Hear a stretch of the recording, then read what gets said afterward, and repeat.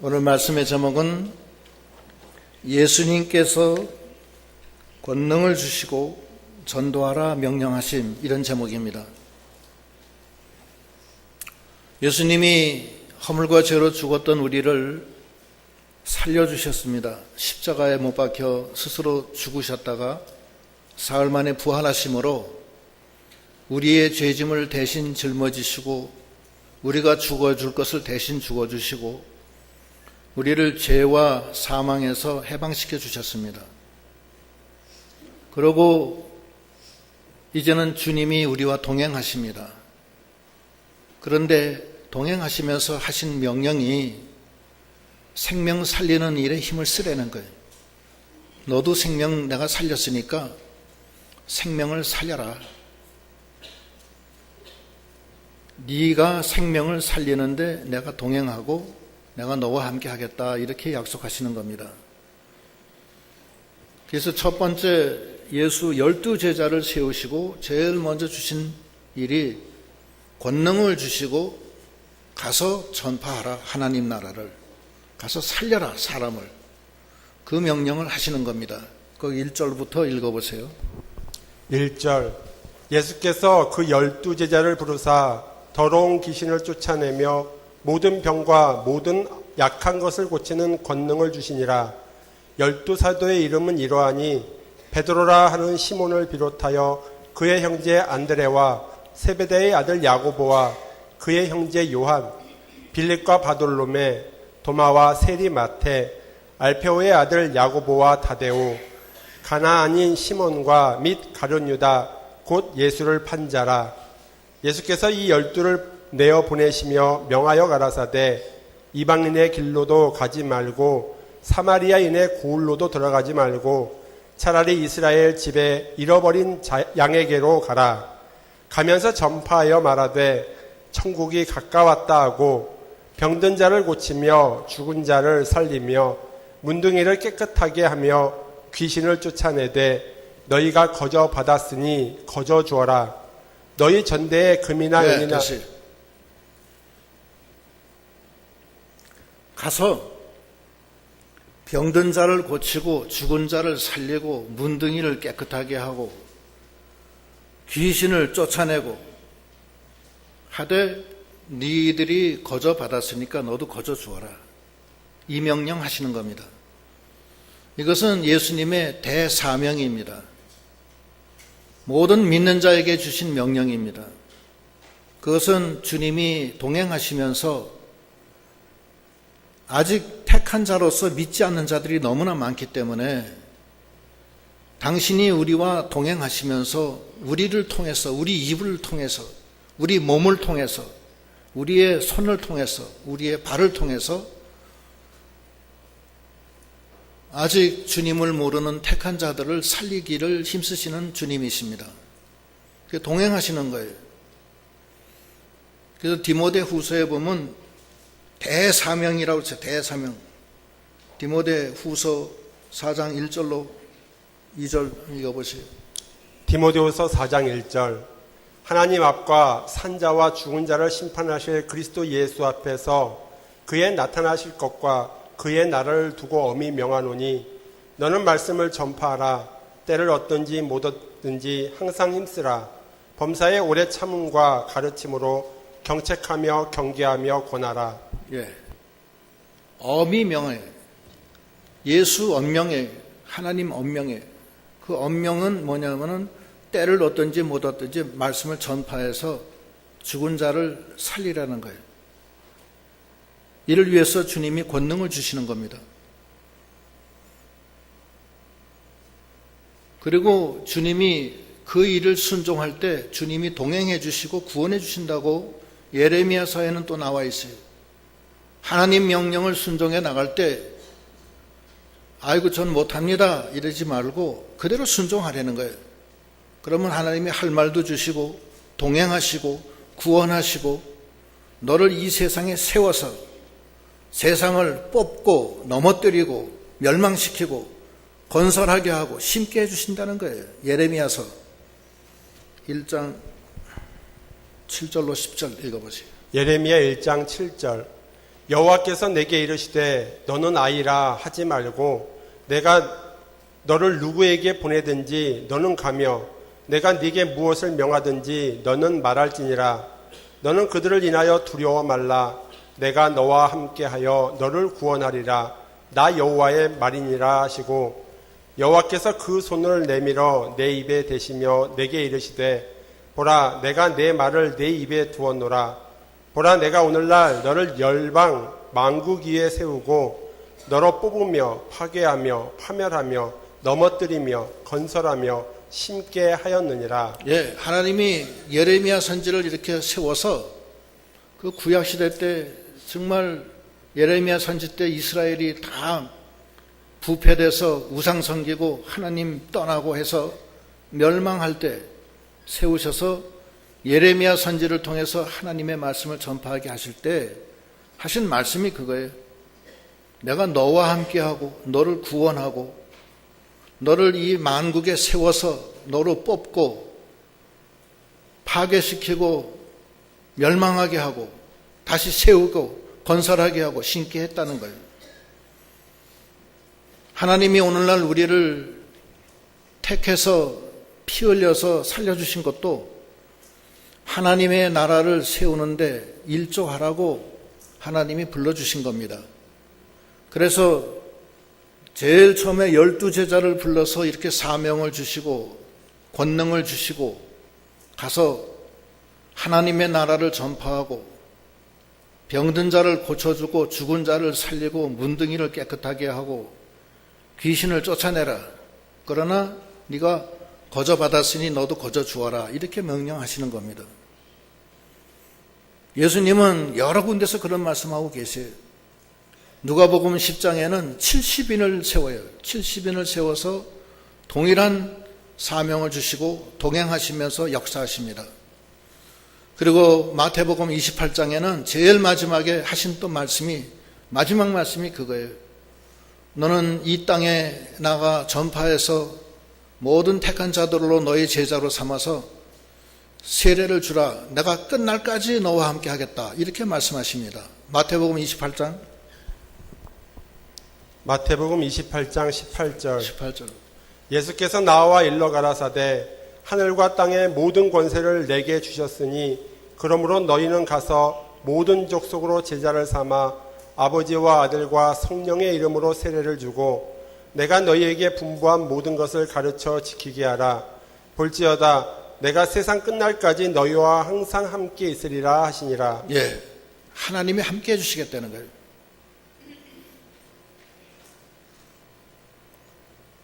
그래서 우리가 다 그 예수로부터 그 구원받았어요. 주님의 은혜로 그 생명이 살았고 주님이 와 계시고 동행하세요. 그런데 우리에게 하나님이 원하시는 것은 주님이 하시던 일 네가 이 세상에 살 동안에 마저 하고 오라는 거예요. 그 일을 잘 하고 와라. 그것은 엄히 명한다고 그랬어요. 그 명령을 잘 해서 하나님이 내게 주신 권능으로 많은 생명을 살리고 병든 자를 고치고 문둥이를 깨끗하게 하고 귀신을 쫓아내는 이 일에 다 참여하는 저희들이 다 되도록 하셔야 되겠습니다. 오늘날 여러분들은 도대체 어떤 권능을 가졌는가? 여러분은 하나님의 자녀의 권세를 다 받으셨어요. 그 권세를 왜 줬냐면은 하나님 나라 세우라는 거예요.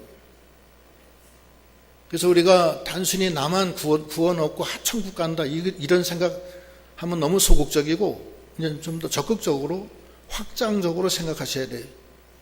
생명 살리는 일에 다 같이 참여하셔야 되겠습니다.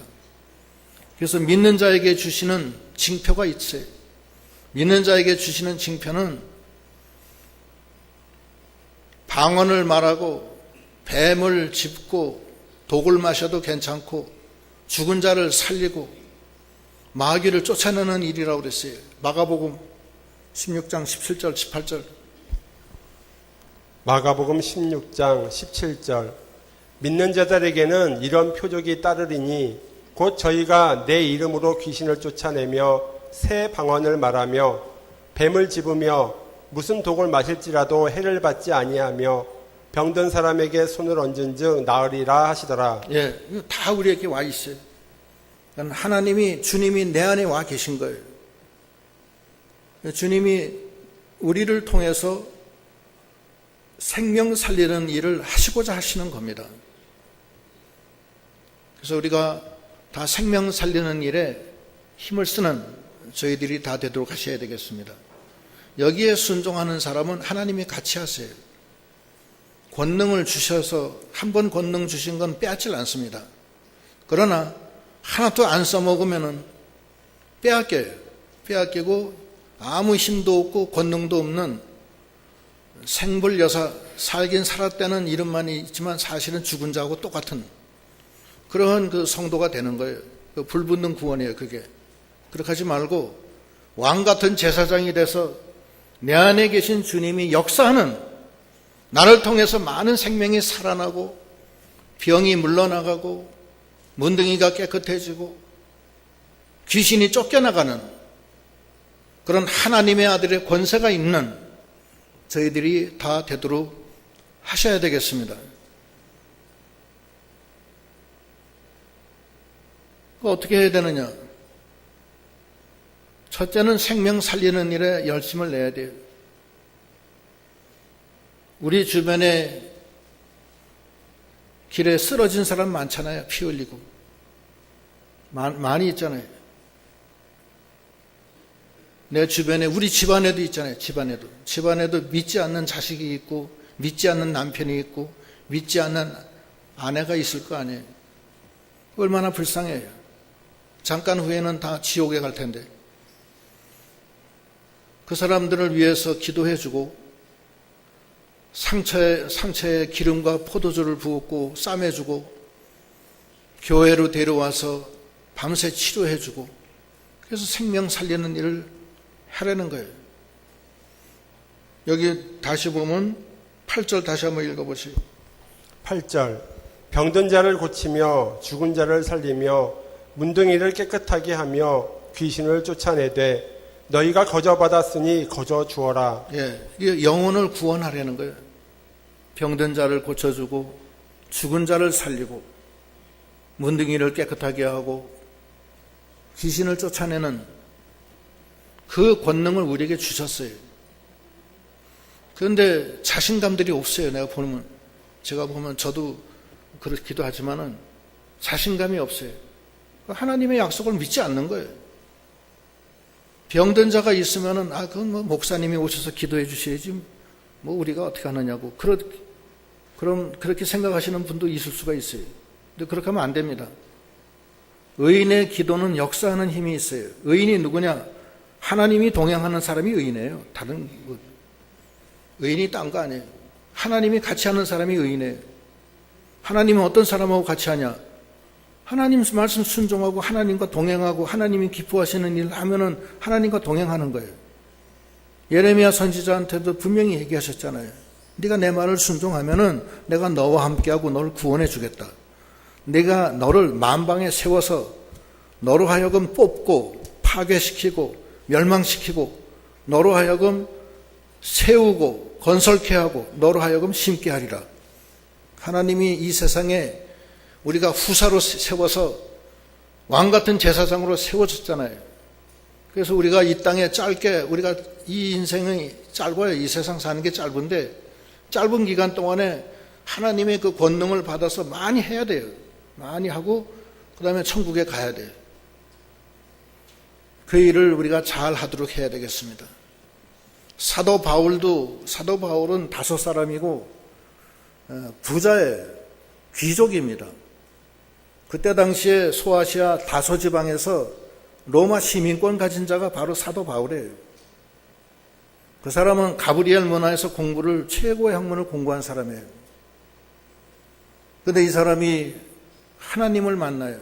다메섹 도상에서 예수를 만난 다음에 깨져요. 깨진 다음에 아라비아에 가서 3년 동안 깊은 기도 속에서 하나님을 알게 돼요.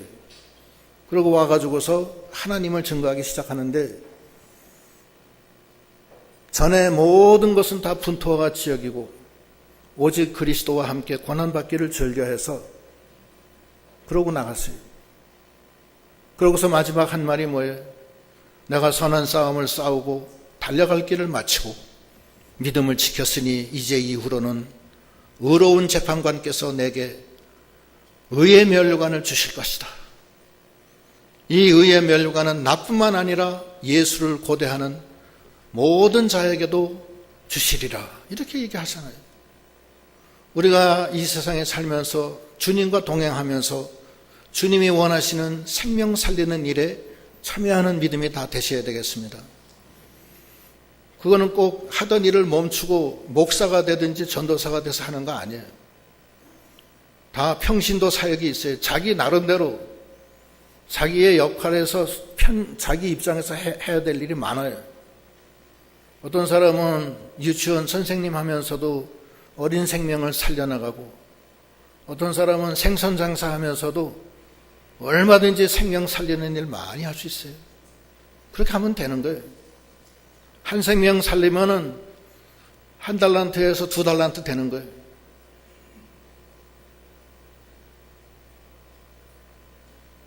그 생명 살리는 일을 잘 해야 됩니다. 우리가 잘 해야 돼요. 이를 위해서 나를 살려주셨고, 주님이 권능으로 함께 해주시고 동행해 주시고 역사하십니다. 그래서 그 일을 잘하는 저희들이 돼서 주님이 기뻐하시고 주님의 능력이 임하는 참으로 하나님이 기뻐하시는 귀한 하나님의 자녀의 권세를 갖는 저희들이 다 되도록 하셔야 되겠습니다. 그러면서 여기 보면은 이제 그 전도하는 방법에 대해서 한 3가지 말씀하고 계세요. 첫째는 권능 전도예요. 주님이 함께 하시기 때문에 세상 일 너무 염려하지 말라는 거예요. 하나님만 바라보고 나가면 하나님이 다 해주신다는 거예요. 그 다음에 읽어보세요. 10절, 9절. 너희 전대에 금이나 은이나 동이나 가지지 말고 여행을 위하여 주머니나 두보롯이나 신이나 지팡이를 가지지 말라. 이는 일꾼이 저 먹는 것 받는 것이 마땅함이니라. 예, 하나님이 다 해결해 주시겠다는 거예요. 그 다음 11절, 아무 성이나 촌에 들어가든지 그 중에 합당한 자를 찾아내어 너희 떠나기까지 거기서 머물라. 예, 어딜 가든지 자기 거처에 대해서 너무 신경 쓰지 말라는 거예요. 가서 처음 딱 만나는 사람이 있어요. 저희 집에 와서 계십시오. 그러면 와서 거기 있는 거예요. 거기서 뭘 주든지 불편하든지 뭐 하든지 하나님의 뜻으로 알고 거기 있으라는 거예요. 또 거기 갔다가 또 두리번 해서 더 좋은 데 찾아가고 그러려고 그래요. 그러면 안 돼요. 그 다음에 읽어보세요. 12절, 또 그 집에 들어가면서 평안하기를 빌라. 그 집이 이에 합당하면 너의 빈 평안이 거기 임할 것이요 만일 합당치 아니하면 그 평안이 너희에게 돌아올 것이니라. 어딜 가든지 평안을 빌려는 거예요. 그 집에. 화평케 하는 자는 복이 있나니 저희가 하나님의 아들이라 일컬음을 얻으리라. 화평케 해야 돼. 모든 일에 화평케 하고, 예수님은 화평의 아들로서 이 땅에 오신 거예요. 그래서 하나님과 나 사이에 원수됐던 것을 다 화평케 하신 분이 예수님 아니에요. 그리고 사람과 사람과에도 다 원수됐었는데 그거를 당신의 피로 다 씻어서 이웃과 다 이웃을 내 몸처럼 사랑하게 해주신 주님 아니에요. 화평케 해야 돼요. 첫째는 생명을 살리고 두 번째는 화평케 해야 돼요.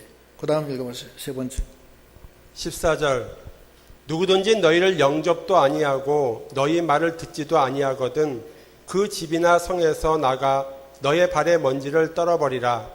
내가 진실로 너희에게 이르노니 심판날에 소돔과 고모라 땅이 그 성보다 견디기 쉬우리라. 네, 영접지 않으면 신세지지 말고 그냥 나오라는 거예요. 나오고 신발에 먼지를 떨어버리라는 거예요. 그것이 그 사람들에게 대한 하나님의 징계의 증거가 되는 거예요. 그 다음 핍박을 각오하라는 거예요. 두 번째는, 첫째는 권능 전도고 두 번째는 핍박 각오. 거기 16절부터 읽어보세요. 16절, 보라 내가 너희를 보냄이 양을 이리 가운데 보냄과 같도다. 그러므로 너희는 뱀같이 지혜롭고 비둘기같이 순결하라. 예, 주님이 제자들을 그 전도하러 내보내면서 하신 말씀이 너희를 보냄이 양을 이리 가운데 보낸 것 같다. 그러니 뱀처럼 지혜롭고 비둘기처럼 순결하라. 이건 무슨 뜻이냐면 뱀이 마귀의 지혜를 이용해서 아담과 하와를 꼬이잖아요. 에덴 동산에서. 그와 같이 뱀같이 지혜로운 것 같이 너희도 지혜로워서 하나님의 지혜로 하라. 하나님의 지혜. 인간의 지혜로 하지 말라는 거예요. 이 세상에서는 인간의 지혜로 하면 인간한테 져요. 그러나 하나님의 지혜로 가면 이깁니다. 우리가 세상의 지혜로 이 세상 사람 못 이겨요. 그 사람들은 할지 못할지 다 아는 사람들이에요. 우리가 어떻게 이겨요? 우리가 할 수 없는 짓까지 다 하는데 어떻게 이겨요? 그러나 하나님의 지혜로 이기라는 거예요. 그 다음에 비둘기같이 순결하라는 거예요.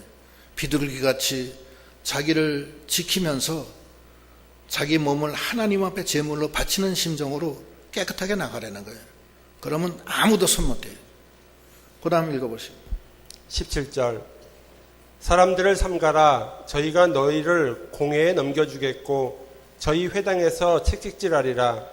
또 너희가 나를 인하여 총독들과 임금들 앞에 끌려가리니 이는 저희와 이방인들에게 증거가 되게 하려 하심이라. 너희를 넘겨줄 때에 어떻게 또는 무엇을 말할까 염려치 말라. 그때 무슨 말할 것을 주시리니 말하는 이는 너희가 아니라 너희 속에서 말씀하시는 자 곧 너희 아버지의 성령이시니라. 장차 형제가 형제를 아비가 자식을 죽이는 데 내어주며 자식들이 부모를 대적하여 죽게 하리라. 또 너희가 내 이름을 인하여 모든 거기까지. 사람들 조심하라는 거예요. 사람들이 겉으로는 다 멀쩡해 보여도 속으로 무슨 생각하고 있는지 알 수가 없다는 거예요. 특히 믿음에서는 그래요. 이 믿음의 세계에서는 참 이상해요. 내중 좋다가도 예수 믿는다고 그러면 그냥 그렇게 이를 갈면서 반대하는 사람들 깨버려요. 그런 거예요.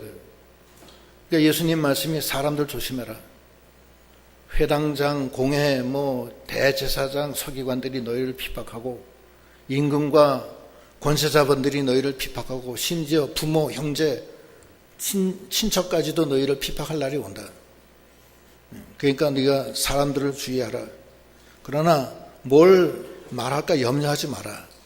너희 속에 계신 아버지의 성령께서 너희를 어떻게 말할 것을 가리키리라. 이렇게 말씀하시는 거예요. 그러니까 사람 조심하고 또 이리를 조심하라는 거예요. 그러니까 핍박을 각오하라는 거예요. 세 번째는 두려워하지 말고 하나님 말씀 전파하라는 거예요. 하나님 증거하라. 그런 제목으로. 그 다음 읽어보시죠. 22절에는 인내하라. 인내해야 돼. 인내. 22절 또 읽어보시죠. 22절 또 너희가 내 이름을 인하여 모든 사람에게 미움을 받을 것이나 나중까지 견디는 자는 구원을 얻으리라. 이 동네에서 너희를 핍박하거든 저 동네로 피하라. 내가 진실로 너희에게 이르노니 이스라엘의 모든 동네를 다 다니지 못하여서 인자가 오리라. 예. 인내해야 돼. 인내. 인내하지 못하면 믿음 생활을 못합니다. 이 세상도 그래요. 세상도 인내하지 못하면 믿음 생활을 못해요. 인내해야 돼. 결혼해서도 인내해야 돼. 인내하지 못하면은 밤낮 싸워요. 아주 그냥. 처음엔 그렇게 좋다가도 한 3년 지나고 나면 그 다음부터는 왼수가 돼가지고서 서로 싸워요. 인내하지 못해서 그래요. 사람 사는 게 다 그래요. 직장도 마찬가지예요. 직장도 인내하지 못하는 사람은 밤낮 직장 불평해요. 다 그렇지 뭘 그래요. 봉급 비교하고 처우 개선 복리후생 비교하고 다 소용없는 거예요. 인내해야 돼. 무조건 길게 봐야 돼. 인내하지 못하는 사람은 절대 안 됩니다. 또 이 세상에 살면서도 인내하지 못하는 사람은 밤낮 말이 많아요. 비판하고 누가 어떻고 저떻고 어떻고 저떻고 이웃집이 어떻고 저떻고 누구 어떻고. 인내하지 못해서 그래요. 믿음 생활도 마찬가지예요. 세상도 그렇지만 믿음 생활 더군다나 믿음의 그 신의 성품에 그 인내가 들어가잖아요. 신의 성품이 뭐예요? 8가지. 믿음의 덕, 덕의 지식, 지식의 절제, 절제 위에 인내. 인내하지 못하면 절제 못합니다. 인내하지 못하면 경건이 이루어지지가 않아요. 경건 위에 형제 위에 형제 위에 사랑. 또 성령의 9가지 열매에도 사랑, 희락, 화평, 그 다음에 뭐예요? 오래 참음. 오래 참는 거예요. 인내해야 돼요. 우리가 인내하는 법을 좀 배워야 돼요. 야고보서에서 뭐라고 그러냐면 5장 7절 읽어보세요. 야고보서 5장 7절. 그러므로 형제들아 주의 강림하시기까지 길이 참으라. 보라 농부가 땅에서 나는 귀한 열매를 바라고 길이 참아 이른 비와 늦은 비를 기다리나니 너희도 길이 참고 마음을 굳게 하라. 주의 강림이 가까우니라. 형제들아 서로 원망하지 말라. 그리하여야 심판을 면하리라. 보라 심판자가 문 밖에 서 계시느니라. 형제들아 주의 이름으로 말한 선지자들로 고난과 오래 참음의 본을 삼으라. 보라 인내하는 자를 우리가 복되다 하나니 너희가 욥의 인내를 들었고 주께서 주신 결말을 보았거니와 주는 가장 자비하시고 긍휼히 여기는 자신이라. 예, 인내해야 돼. 인내하지 않으면 아주 힘들어져요.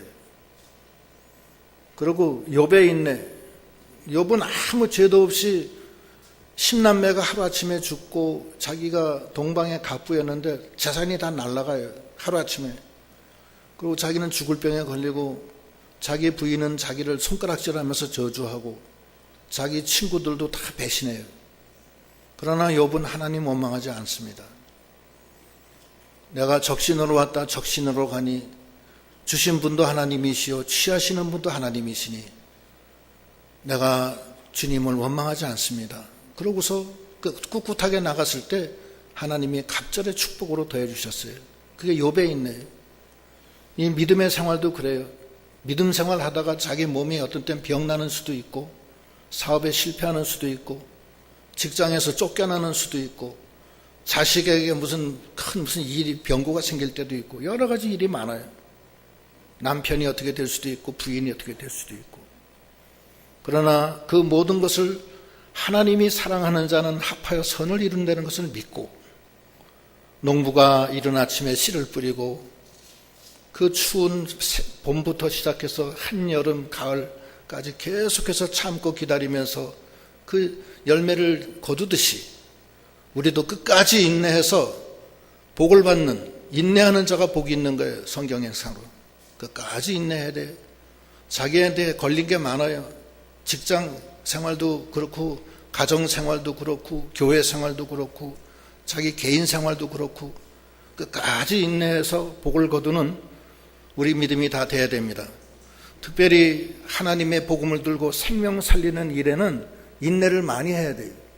인내하지 못하면 못합니다. 이거 끝까지 인내하고 나를 핍박하고 오히려 내가 전도하려고 하는데 그 사람이 오히려 거꾸로 나를 핍박하는 수도 있어요. 나를 해코지 하는 수가 있어요. 그래도 참고 나가야 돼. 어떻게 할 수가 없다고요. 그 미션이라는 영화가 여러 해 전에 나온 게 있는데 그 사람들을 위해서 기도하고 그 사람들을 전도하는데 그 사람들이 그걸 죽여요. 그 선지자를 죽여요.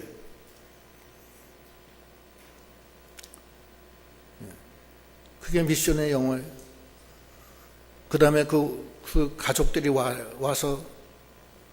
왔을 때 그 토인들이 그걸 보고서 감동이 되는 거예요.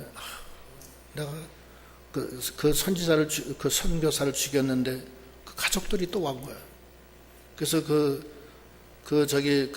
토인들이 거기서 감동을 받고 예수를 믿게 돼요. 그 얼마나 인내하는 거예요. 하나님이 해주시는 거예요. 그걸 인내하면서 나가는 거예요. 그러니까 핍박 각오를 하면서 인내하면서 나가라는 거예요. 그 다음에 두려워하지 말고 하나님 말씀 전하라는 거예요. 그 다음 읽어보세요. 24절. 제자가 그 선생보다 또는 종이 그 상전보다 높지 못하나니 제자가 그 선생 같고 종이 그 상전 같으면 조카도다. 집주인을 바알세불이라 하였거든 하물며 그 집 사람들이랴. 그런즉 저희를 두려워하지 말라. 감추인 것이 드러나지 않을 것이 없고 숨은 것이 알려지지 않을 것이 없느니라.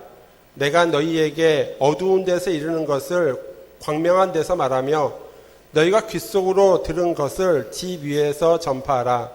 몸은 죽여도 영혼은 능히 죽이지 못하는 자들을 두려워하지 말고 오직 몸과 영혼을 능히 지옥에 멸하시는 자를 두려워하라. 예. 제자가 선생보다 더 높지 않고 또 자식이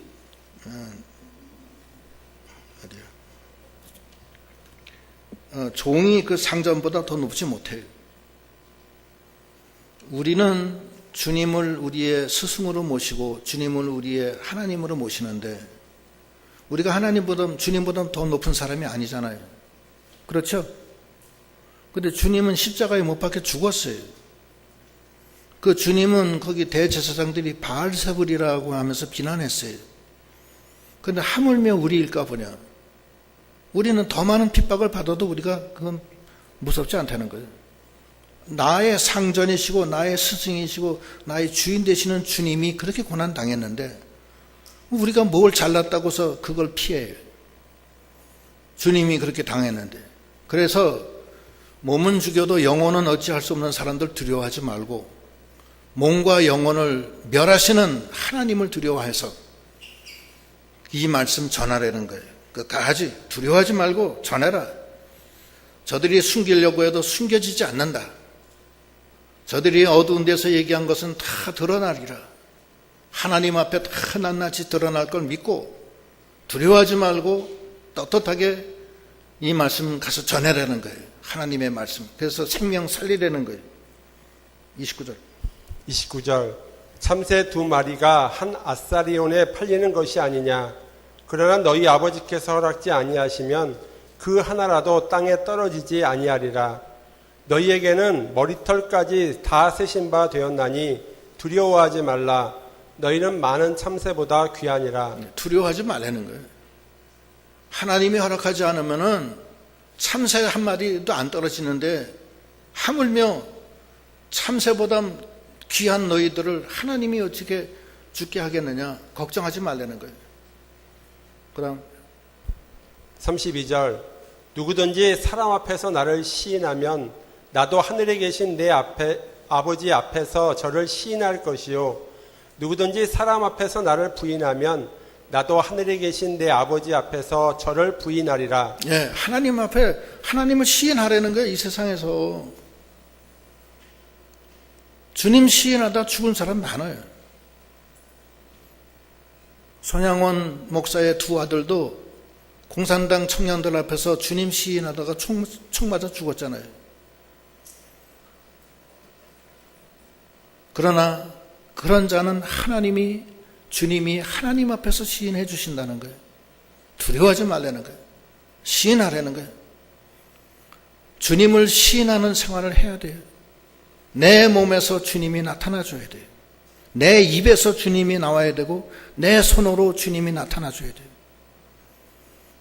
그렇게 하면은 하나님이 큰 축복을 내려주신다고 그랬어요. 거기 40절 너희를 영접하는 자는 나를 영접하는 것이요 나를 영접하는 자는 나 보내신 이를 영접하는 것이니라. 예. 예수님을 영접하는 거예요. 그게 바로. 또 하나님을 영접하는 거예요. 예수님과 하나님을 영접한다는 게 무슨 뜻이냐? 생명이에요. 그게. 죽을 우리 몸이 우리 속에 있는 그리스도의 영으로 말미암아 하나님이 죽을 우리도 살리시리라.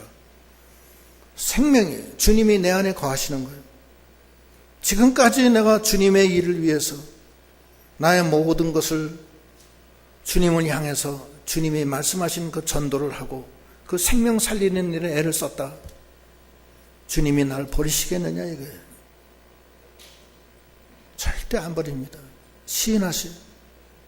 우리가 하나님 앞에 갔을 때 주님이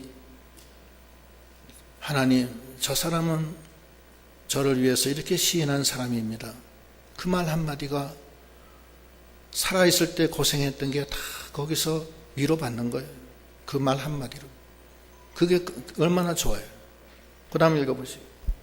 41절 선지자의 이름으로 선지자를 영접하는 자는 선지자의 상을 받을 것이요 의인의 이름으로 의인을 영접하는 자는 의인의 상을 받을 것이요 또 누구든지 제자의 이름으로 이 소자 중 하나에게 냉수 한 그릇이라도 주는 자는 내가 진실로 너희에게 이르노니 그 사람이 결탄코 상을 잃지 아니하리라 하시니라. 예. 선지자의 이름으로 선지자를 영접하는 사람은 선지자의 상을 받고, 의인의 이름으로 의인을 영접하는 사람은 의인의 상을 받고, 이 소자에게 준 냉수 한 그릇조차도 그 상을 잃지 아니한다. 우리의 그 믿음의 길을 우리가 오늘 말씀해 주시는 대로 방향 전환을 해서 이제는 내 형편과 처지가 비록 부족하지만 거기서 주님이 주신 이 권능을 가지고 생명 살리는 일을 잘 감당하는 저희들이 다 되도록 하셔야 되겠습니다. 여러분이 믿지 않는 사람을 위해서 하신 기도 하나가 그대로 역사하시는 거예요. 절대 과소평가하지 마세요. 여러분의 기도가 여러분이 주시는 그 정성이 한 생명을 살리는 거예요. 그 일에 여러분이 다 매진해서 정말로 선지자의 상, 의인의 상, 하나님이 동행하는 놀라운 역사가 있으시기를 축원합니다. 이번에 몽골에 다 선교 나가는데 하나님이 큰 복을 내려주실 거예요. 기도 많이 그동안 했고 하나님이 도와주실 거예요. 몽골은 참 살기가 어려운 나라예요. 거기서 여러분이 하나님의 권능에 힘입어서 몽골 선교를 잘 하시기도 축원합니다. 기도하시겠습니다.